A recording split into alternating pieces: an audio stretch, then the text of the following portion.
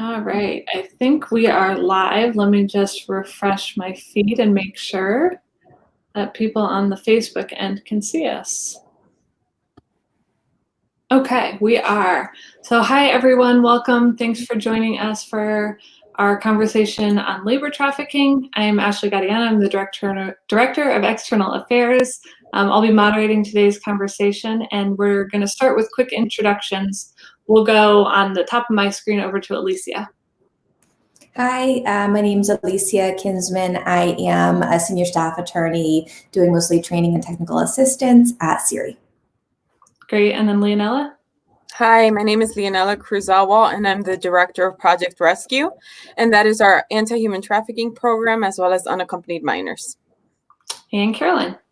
Hi, my name is Caroline Sennett. I'm the Director of Immigration Legal Services at Siri, and I also serve Project Rescue clients as an attorney. Terrific. So about 10 days ago, we held the first Facebook Live discussion for National Human Trafficking Prevention Month. We discussed kind of an overview of what human trafficking is and what Siri's Project Rescue program does. That conversation is available on our Facebook feed as an archived video and also on our website, CIRICT.org.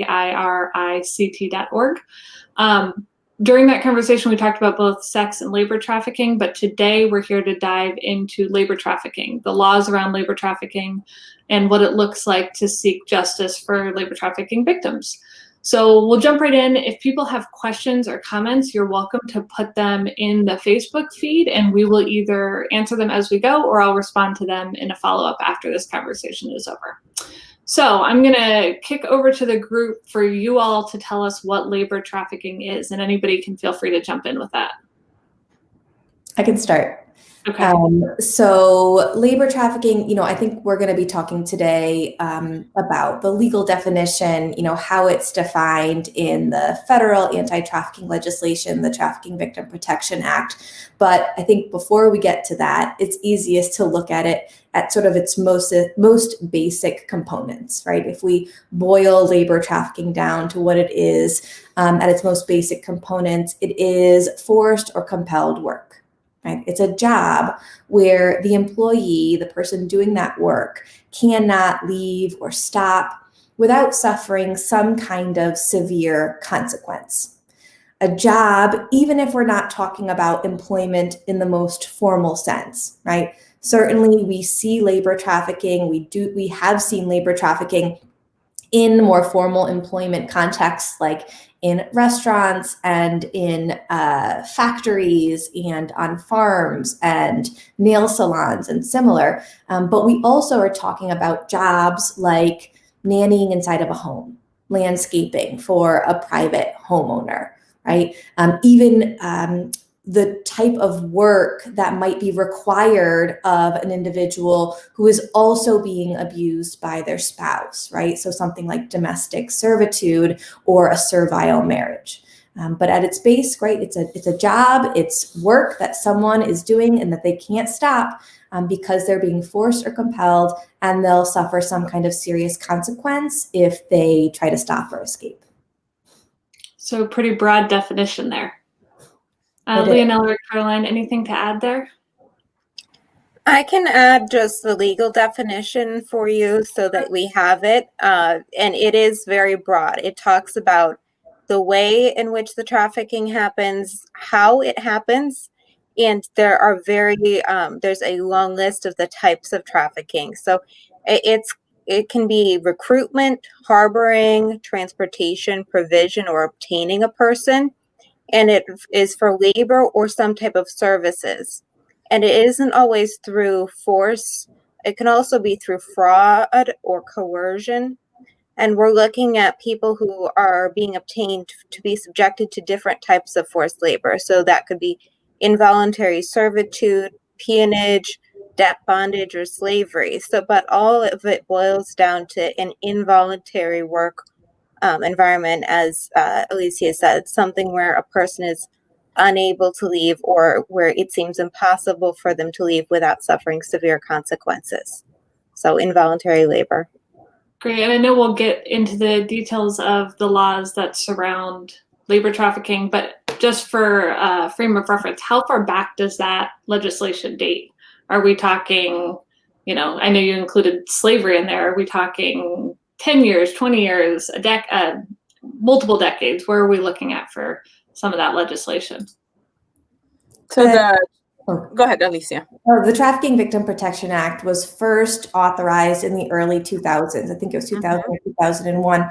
And then it's been reauthorized a handful of times since then as part of different VAWA legislation and other legislations. But what I think is important to note is that, prior to the enactment of the Trafficking Victim Protection Act, we were still human trafficking was happening. Right. Part of the reason why we passed those laws is so that we could more accurately define and address this more modern day of slavery that we were seeing. Prior to the Trafficking Victim Protection Act, we were often using outdated abolitionist legislation to try to address the situation, pieces of law like the Mann Act and others that went so far, but not all the way to address what it looks like today.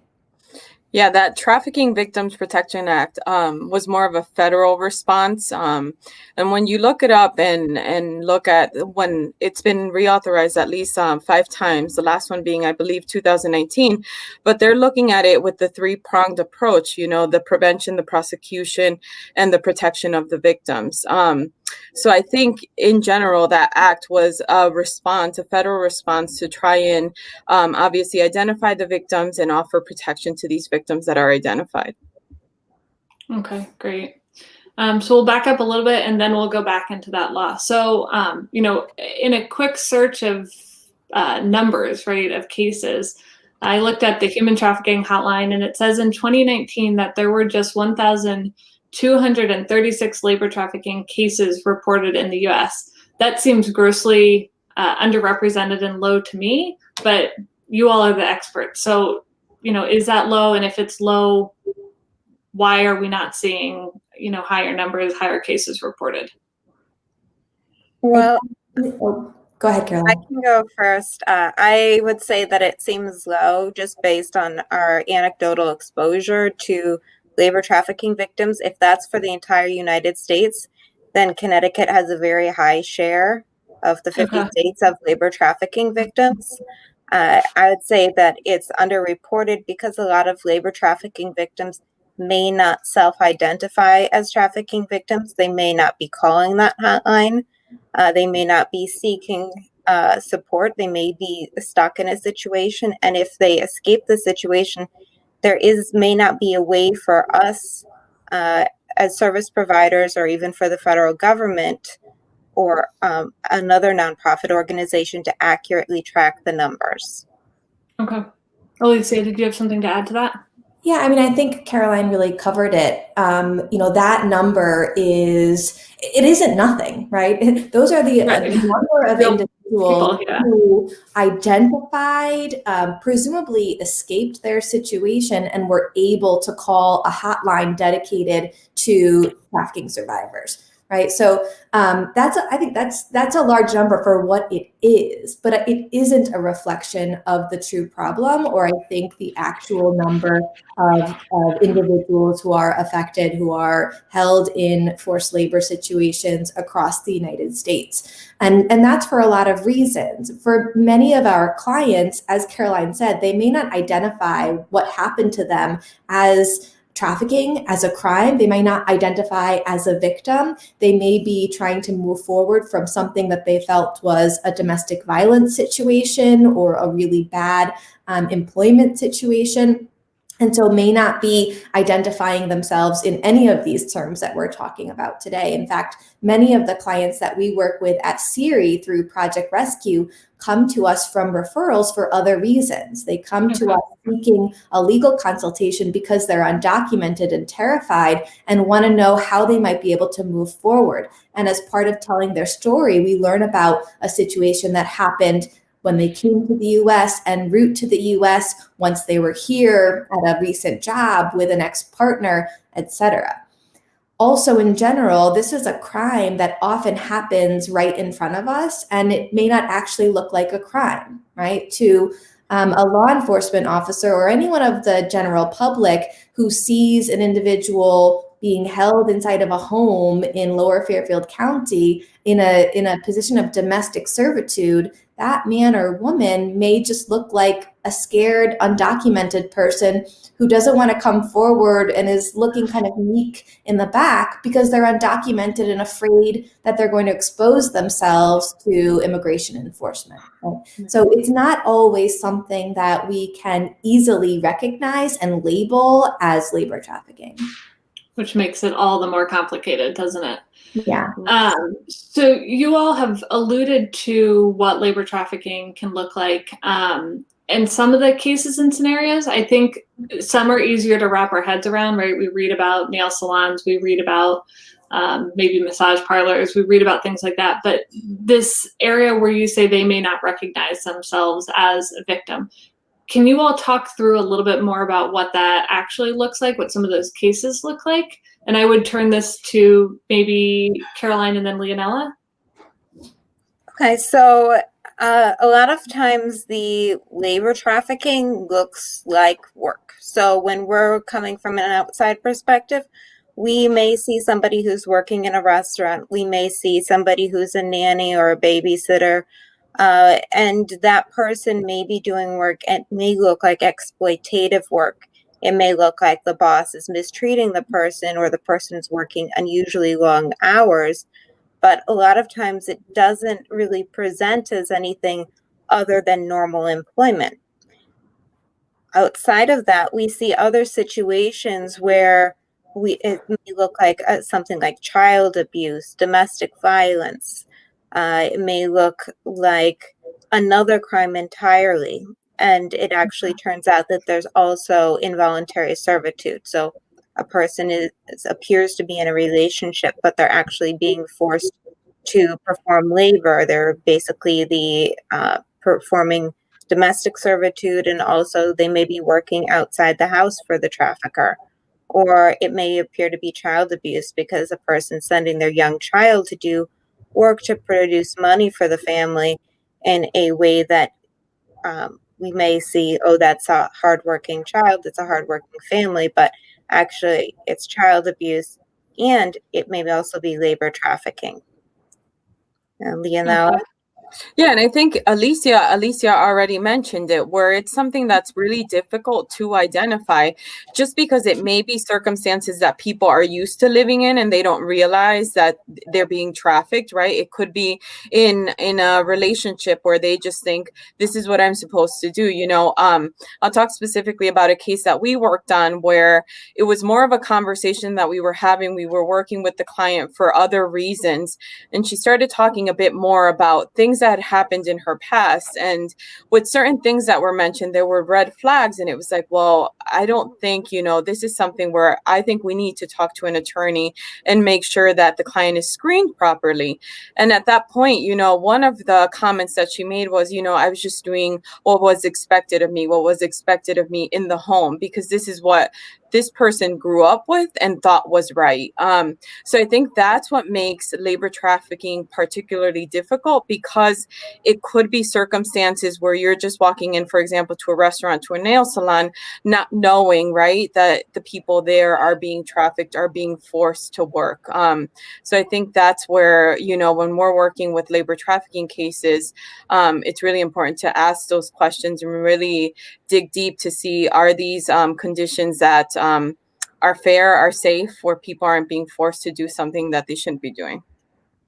Okay, and it sounds like there's a variety of reasons why people, either are not able to get out of this, whether that's because it's something that they had been raised with and thought was normal and expected, whether it's financial reasons and they can't let go of that source of income, whether it's related to citizenship and fear. Are there any other reasons why labor trafficking has such a stronghold over these individuals? I think Alicia has seen it with some of her clients, and Alicia, feel free to jump in. But I think what we've seen a lot are situations where people stay in the situations because of children or family members, or just to somewhat keep that family together. I think there have been circumstances where we've worked with clients where they've been trafficked for years, but they stay there for the children, just so the children can continue going to school, continue having somewhat of what they define as stability. So we've seen those type of situations. And then there's really people that, as you mentioned, Ashley, have this fear, right? And they are concerned about what's going to happen to them here, what can happen to their family members back home. There's a number of reasons. So they'd rather continue in that situation and just not report anything and continue working in hopes that one day they'll either pay off that debt or be able to leave that situation. Yeah, it's all often part of the coercion, right? The alternative that exists, or the alternative that's been painted for them, that's been ingrained in their mind, in part by their trafficker, is that the alternative is worse, right? That if they leave, they'll suffer retribution by their trafficker, that the physical abuse will be worse, that they can never escape, that they won't be able to get help. If we're talking about someone who's undocumented, there are all of those other barriers to getting help, right? Where am I going to go? If I'm not eligible for benefits, I may not be eligible to receive any kind of assistance. This is a roof over my head, a roof potentially over my children's heads, and I'm alive. Right? What is it going to mean for me to walk out that door? Where the hell am I going to go? Right? And so the alternative may seem even worse. And especially if we're talking about individuals, whether they're undocumented or US born, if you have been living in a situation for a long period of time, even if that situation is horrible and abusive, that's your life. That's your normal. That's your day-to-day. That's what you have gotten up every morning expecting and knowing and understanding. And so that becomes your normal. And for many survivors, in order to survive, they've had to just accept that and push forward. And so going beyond that seems impossible, right? It's the unknown. It's all of that unknown that can be really terrifying. And are you finding that people who are trafficked, specifically with labor trafficking, that they are stuck in these situations for extended periods of time, right? Are they there for years, or is this a much shorter time frame? In my experience, it's really varied, right? And so I'll let Caroline also jump in. So we've worked with survivors that were held in a home, forced to cook and clean along the US border with Mexico, and were held for a handful of days, right? And then I worked with one of the really most horrific cases that I worked on was a woman, 70-year-old woman, held inside of a home for 7 years, right? Wow. 7 years of abuse, of forced labor with no pay, little food, and other horrific circumstances. So, and with some of the clients that we've worked with where their trafficker was a spouse or a partner, the abuse, much of which included trafficking of some sort, spanned decades. I'm sure. What about you, Caroline? I would say the same as Alicia. Of the shortest period of trafficking is maybe days. It could even be hours, depending on the severity of the type of trafficking and how quickly the person is liberated. But on the longer end, we've seen people who are in this situation for years. And that means years of this coercion, of this basically cycle of power and control, very similar to what some domestic violence victims experience that this person's subject to, which makes it even harder to leave. Yeah. And I had a question, and you guys, for the most part, have touched on it, but I just want to make sure that everybody listening is clear. Labor trafficking is not confined just to foreign-born individuals. Is that accurate? Yeah, no, it isn't, right? We've worked with survivors, male, female, adult, child, US born, foreign born alike. Now, certainly many of the cases that we see, many of the labor trafficking cases that we see at SERI are foreign born because the individuals are coming to us to seek immigration legal services. And if you're a US citizen, you don't need those services. But through other means of referral, we've worked with US citizens who have been part of coerced or forced labor in other contexts. And there have been other cases in Connecticut and across the U.S. Right, the vulnerability of the victim is what is used to exploit them. For many of our clients, that vulnerability is stemming from the fact that they're foreign born and all of the barriers and obstacles that they face as a newcomer to the United States and trauma or their past history, culture, all of that. But individuals who are US born are vulnerable for many reasons, right? Because maybe they're children or because of past trauma that they have suffered or because of other factors. Okay. So I want to go to Caroline. You started to lay out the Trafficking Victims Protection Act. We talked a little bit about the fact that that was a 2001 piece of legislation, that it continues to be reauthorized. Is there anything else about that law that people should know? And regardless of whether there is, are there any other laws at the federal or state level that really focus on human trafficking? So the law that we work with most often is going to be the TVPA. And the part of it that we work with is related to immigration relief for victims of trafficking. So for a victim of trafficking to be able to stay in the United States and have lawful status and be able to work with law enforcement, there's a specific provision in that law for that. However, there are other portions of that law which can help victims of trafficking, and there are other means of legal relief. So a trafficking victim might also be able to get another type of status. So we could be looking at the Violence Against Women's Act, especially for trafficking victims that have a legal relationship with their trafficker, like a child or a spouse or a parent. We could also be looking at relief like restitution. So for a person who is a victim of labor trafficking, where they have not been paid wages, where their trafficker has been benefiting financially from their trafficking, there is an opportunity for that person to seek reparations.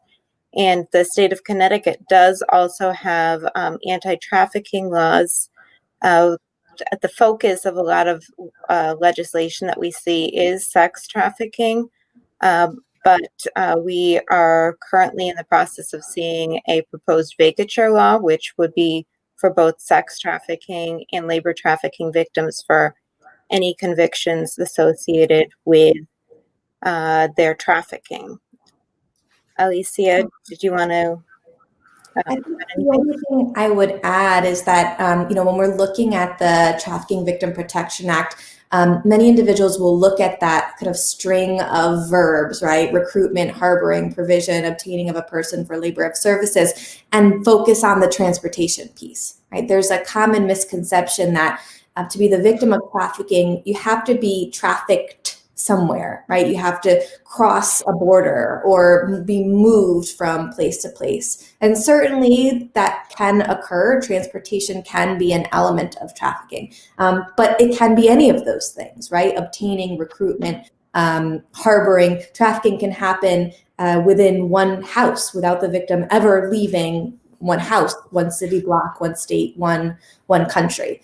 There's often confusion about, how smuggling and human trafficking differ and where there might be overlap. Smuggling is something different, right? Smuggling is a facilitated, unlawful entry into the United States or wherever we're talking about. And trafficking is a crime against a person. It is as we've discussed, labor trafficking or sex trafficking as defined by the Trafficking Victim Protection Act, forced or coerced work. Sometimes the two can overlap. We've worked with many survivors who were, paid a smuggler to come to the U.S. because they were running from something horrible in their home country, from domestic violence, from human trafficking there, from forced gang recruitment and other atrocities. And so made this decision to pay to try to get to the US, albeit unlawfully. And as part of that smuggling operation, they were then exploited, right? That the smuggler then told the smugglee, right, that, okay, well, now you paid us $5,000, but now that we've arrived successfully, as happened with one of my cases, you owe another $5,000 because we got here. And oh, you don't have $5,000 on you, well, then you're going to have to stay and work it off, right? And so there are those overlap cases where smuggling turns into something else, where that kind of one-time business transaction, get me to the United States, then flips into an ongoing exploitation because of the vulnerability of the victim. But the two are separate things, and trafficking doesn't require any type of movement. Yeah, I think the media does a disservice there, right? When we think about trafficking, it's often because we've read something or watched a movie, and in 99% of those cases, it's because they have been put in a van and moved across a line of some sort. So, that would be an area where the media could help clarify and paint a better picture of what trafficking is, and again, how expansive that definition is. So to kind of keep track of time here, I want to turn now to series work specifically. We've obviously spoken about Project Rescue before, and we've alluded to it, but Leonela, can you briefly outline Project Rescue's role? Maybe talk a little bit about what we talked about in the first session, how people come into Project Rescue, whether that's through Project Rescue or through Immigration Legal Services. And then Alicia and Caroline, can you speak a little bit to Project Rescue's intersection with ILS? Okay, so we are a federally funded program, and under this program, we work statewide. So we have case managers that work through the entire state of Connecticut, and we work with all victims. So this includes the foreign-born and the domestic, adults, minors, men, women, essentially anyone that is a victim of human trafficking or is at high risk of being trafficked. We will be able to assist. We're very fortunate at our agency to be able to provide social and immigration legal services, which is very unique just because we're able to screen them. The attorneys on staff, Alicia and Caroline, can assist with the immigration process while we're providing case management. And that works really hand in hand just because as a client is going through an immigration process, there is a lot, emotionally as they're talking about their journey, about their trafficking situation. So having access to a case manager, mental health services, and any services in general is very essential, very helpful in order to be able to process the case and just get them moving to that next part of their life. So we work very closely with other partners throughout the state. As I mentioned in the first session that we have, it really is a collaboration with everyone. The victims that we've identified have many needs, so it's really important that we work with the partnerships that we've developed throughout the state of Connecticut. And we also lead the Connecticut Coalition Against Trafficking, and that was developed essentially to bring everyone from the state together. We have quarterly meetings in hopes to be able to talk about things the gaps that we may have identified, or even training, outreach opportunities for people, and how we can better work together to serve people that are identified in the state of Connecticut. And in terms of referrals, they come a number of ways. As I mentioned in the first call, I think most of our referrals come in through our Immigration Legal Services program, just because we have the program in every office. People generally come in seeking advice, and we get referrals that way. But we also get it through the hotline, providers throughout the state of Connecticut, and just partnerships that we've built through the years. Okay, great. Caroline and Alicia, I'm going to actually just jump right into the question about what legal relief looks like for foreign-born survivors. So let's focus on that piece for a second. Caroline and then Alicia will do it that way this time. Okay, so in terms of legal relief, I mentioned the T visa. That is a non-immigrant visa that is allowing that a victim of trafficking who's foreign born can apply for. It allows them to remain in the United States for their 4 years, and after the 3rd year, they can apply for permanent residence. There are a number of things they have to show in order to get it, but that is the main form of relief. We've also had relief in terms of a U visa, which is another form of non-immigrant visa that's more general for a victim of a crime, but includes victims of trafficking. And we've even used other types of applications. So for people who are related to their trafficker, we have used the Violence Against Women Act and done self-petitions. There are other non-immigration forms of relief that we could talk about, but due to time, I'm just going to mention them. Okay.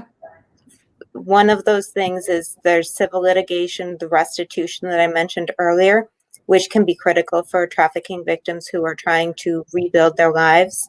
The other thing would be if a trafficking victim has criminal convictions. I mentioned vacatur earlier. Again, if you're trying to rebuild your life, if you have criminal charges as a result of your trafficking, vacatur could be pretty important in terms of moving on from that period. And so, Alicia, I think Caroline pretty much covered it. Yeah. Okay, great. I was gonna just ask you a follow-up then. The cases obviously drag on for years, right? These are not cut and dry. They are not short cases. How long and what does the process of actually applying for these forms of relief look like? Yeah, it's really going to vary based on the specific case type that we're looking at. But if we're talking about, for example, U visa and T visa, right? The two sort of victim-based forms of relief that would be specifically for the crime of trafficking. Again, we may be pursuing another form of relief if the client is eligible for some strategic reason. But if it's for one of those, both are quota based, right? Both have a cap where the government will only issue a set number each fiscal year. For U visas right now, it's 10,000, and for T visas, it's 5,000.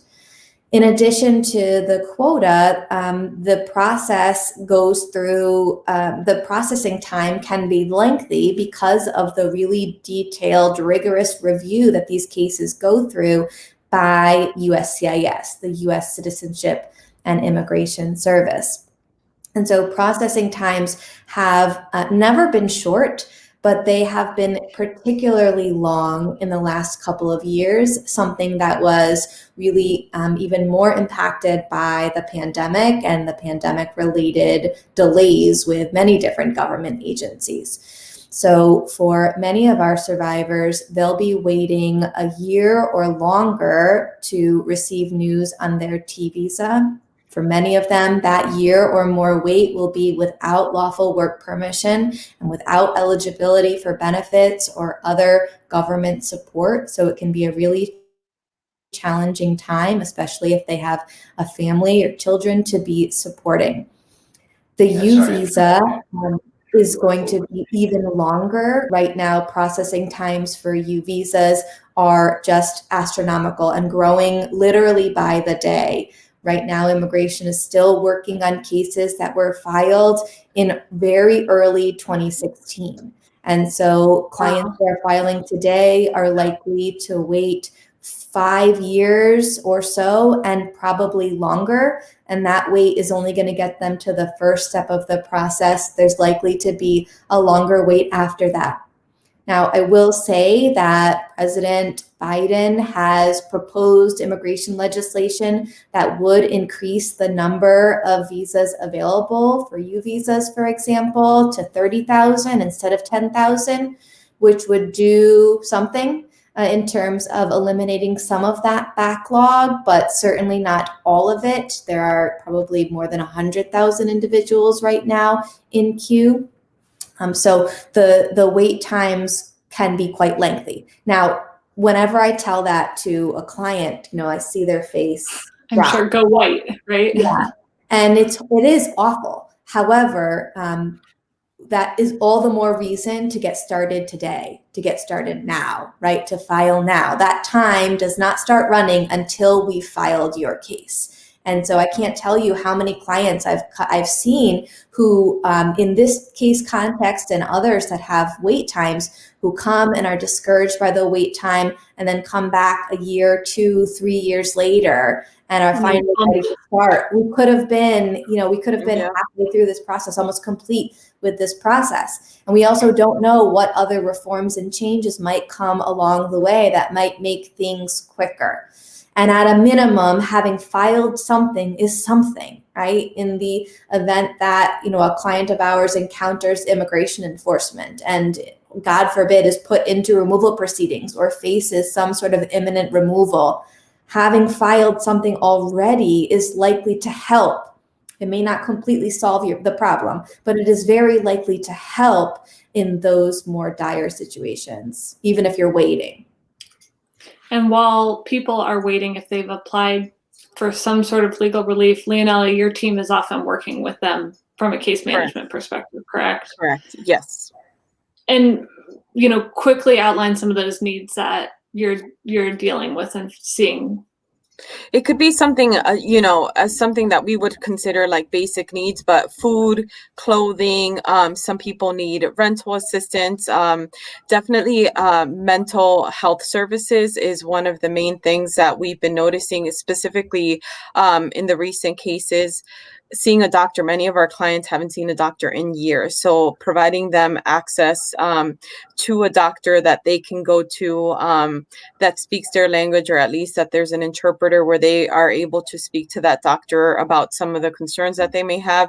But even like with our younger clients that we're working with, being able to connect them to the schools. Many are not aware of the programs that they should be in school, the support that's provided at the schools. So it's very different with every client, but I would say initially when we first begin our work, we begin with the food, the clothing, the toiletries, those basic needs that we would expect, people to have that. And some of the clients that we identify do not. They don't know if they'll have enough food to feed their family that week. So as a program, that's our goal, to be able to first identify those main needs, help them with that, so then they're able to, work on those other goals that they've identified. Okay. And Caroline, I know we're running out of time, so I'm going to go through a few questions, just kind of rapid fire. How often are we at Series? How often are we successful in obtaining these visas or this relief for clients? So I don't have a percentage for you, just because we have a lot. Anecdotal is fine. Anecdotally, in the majority of cases, we are successful. That has changed somewhat under the last administration, where cases were given additional scrutiny. People were held to a higher standard than they had been when they first filed. But in the majority of cases, yes, we're able to obtain relief for the clients. Okay. And then Alicia, thinking of a case where somebody has finally received legal relief, what does that look like for that individual? It's my favorite. It's my favorite kind of day. I tell Mel all the time, like the days that I get to call a client and say, like, come pick up your work permit, right, is just like the best, right? You can feel the relief, and you can feel the just like decades of terror slowly melting away. It is palpable. And it can be transformative in the lives of our clients. In many of our clients, we're talking about legal relief that's going to stop deportation, that's going to give them lawful status, that's going to give them the lawful ability to work, get a social security number, etc., not just for them, but for their family members as well, for their spouse, and potentially for their children. And for others of our clients who've been separated from their family members, who haven't seen their spouse or children in years, in a decade, will be able to reunify with them, to be living in the same country, in the same house, see each other every day. And so it is absolutely transformative, and it sets them on a whole new trajectory for life, right? To be able to work in a job that they can be paid by a paycheck, right? To be able to save money. And, we've seen our clients be in a place where they're able to have children, like grow their family, buy a home, move into a home that they share with their family. They, come to us and send us cards on holidays or come visit us, and it's just amazing. It's an amazing feeling to see an entire family sort of be lifted in this way, and have been empowered to start really what's a new life for them here in Connecticut. That's pretty transformative. Is this an area, I know these are costly and time-intensive cases, is this an area where pro bono support is needed? And if so, who can reach out? What are kind of the qualifications? What do you need from people? Caroline. Okay, so yes, these cases are time-intensive. Yes, we do rely on pro bono support in order to do these cases and other humanitarian case types. The other areas where attorneys have helped us is with other areas of law. So we practice immigration law, but often our clients have other needs. So, for example, clients who have a child with their trafficker might need the help of a family attorney in order to have custody, in order to have safe interactions with the trafficker if they're required to share custody. Again, I had mentioned restitution. So for clients like Alicia's client who was working for 7 years in a home, who would need restitution in order to go forward with her life, in order to be able to pay rent, in order to establish a new life, or in some cases for clients who are planning to return to their country. But those are other types of relief where we could also use pro bono support and assistance. Okay, great. So we have 4 minutes. Let's wrap up with a 2-part question for each of you, and we'll go around one by one. First, is there, a quick story or anecdote you want to share about a piece of work you've done related to labor trafficking? And second, if somebody asks what they can do to help end human trafficking, what's the piece of advice you would give them? So we'll start with Caroline, Leonela, and then Alicia. So quick story for labor trafficking is probably about a client who was a victim of labor trafficking who recently came to my office. We're now doing their adjustment of status. We're already they're already taking their citizenship classes. And words that they said to me were that you gave me a new life. And I really credit them for going through the process, which took almost 3 years and is now going to take another few years. But in terms of an anecdote that I'd like to share, it's that success, that life-changing moment, the idea that a new life. In terms of something that I'd like people to know, the way that we get a lot of our trafficking cases, or that people become aware of their trafficking situation, is because people in their community care. And people in their community ask about their neighbors, they talk to their neighbors' employees, they form relationships, and they form trust. So when you're in your community and you are going to restaurants, going to nail salons, going to private homes, interacting with people and forming relationships, that's a part of ensuring that things like trafficking and labor exploitation don't happen. In those relationships, they're good for you to have relationships with other people. They're good for the people you have relationships with them, but they're also part of having a healthy community where we can work to prevent this together. Wonderful. Leonela? I think one of the things that we haven't mentioned is that we work a lot in trying to get families reunified. I think one of the things that often comes up when we first meet with the clients is like, what is one of like your goals? And immediately it's, I want to be with my kids. If they're not here, I'd like to bring my family over, be with my family. So we've been part of these family reunifications. And I would say that is probably one of my most favorite things to be a part of.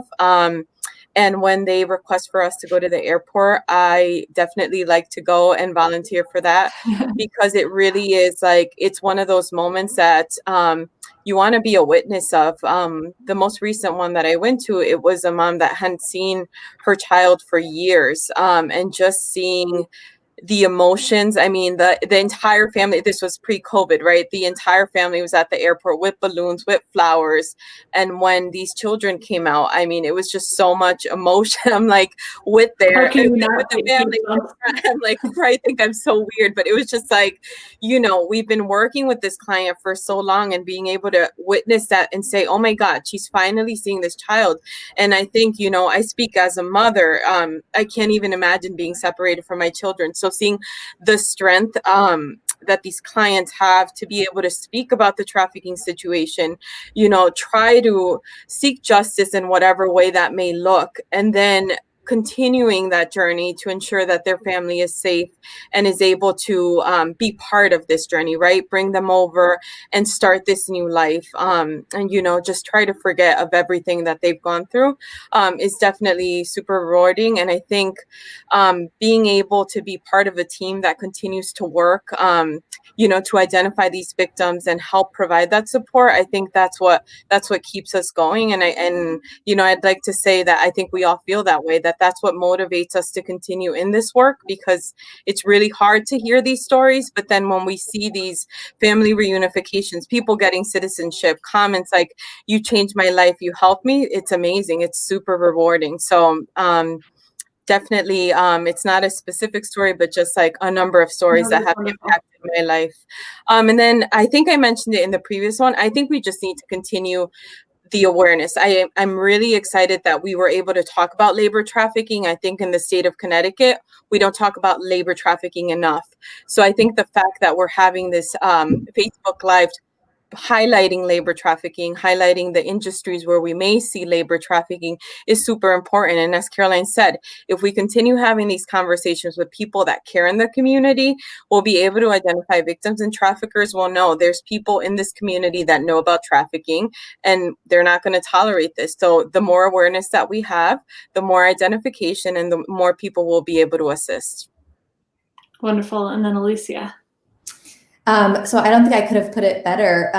You know, that's one of my most favorite parts of this job too, are those hugs, the airport hugs. I always tell, you know, I'm not often the one who gets to be at the airport, but I've been the one like behind the scenes, filling out all the paperwork. I know everything about these children and spouses. I know their height and their weight and their date of birth and their addresses since they were 5 years old. And then to see the picture of just like a family brought to their knees because of that overwhelming joy is like, it brightens the worst of days, absolutely, and lives with you forever. I have pictures saved on my computer that I can look at of those hugs. And then, as Leonela said, the first case that Leonela and I worked at Siri when we started in 2010, that we did from beginning to end. Like, I remember interviewing these clients on their first couple of days in the program, filing their T visas, and just this past year became U.S. citizens. So to have seen that journey from start to finish and see them growing their families and starting careers and moving across the country and all of these wonderful things is fantastic and so inspiring. The one thing that I think that people should know is, if it had to be just one thing, is and I think we've posted it before, which is the national staffed 24/7 multilingual hotline to report suspected trafficking. Any information. I believe it's that one. Oh, there you go. Right on cue. I think that's something that everybody should have saved on their phone. It's super quick to make a call if you see something that doesn't look right, and leave the investigation up to the folks that do that job best, which isn't us, right? But and anyone can report, whether you are a victim of or a bystander, correct? Right. Yeah. Right. Wonderful. All right. So on that note, we ran 3 minutes over time, but this was a terrific conversation, and we could have kept going, I'm sure. Like Leonela said, we didn't even touch on family reunification until the very end. So thank you to everybody who watched and listened. Like I said, this will be on our website and on our YouTube page. We will be having more of these in February, so keep an eye out on our social media and our website. I would anticipate one in early February and then one again in late February. I think we will be looking at unaccompanied minors as one subject and refugee admissions as another. So touching on some different discussions and then diving into immigration specifically, I believe, in March. So stay tuned, and thank you for joining us. Have a good day.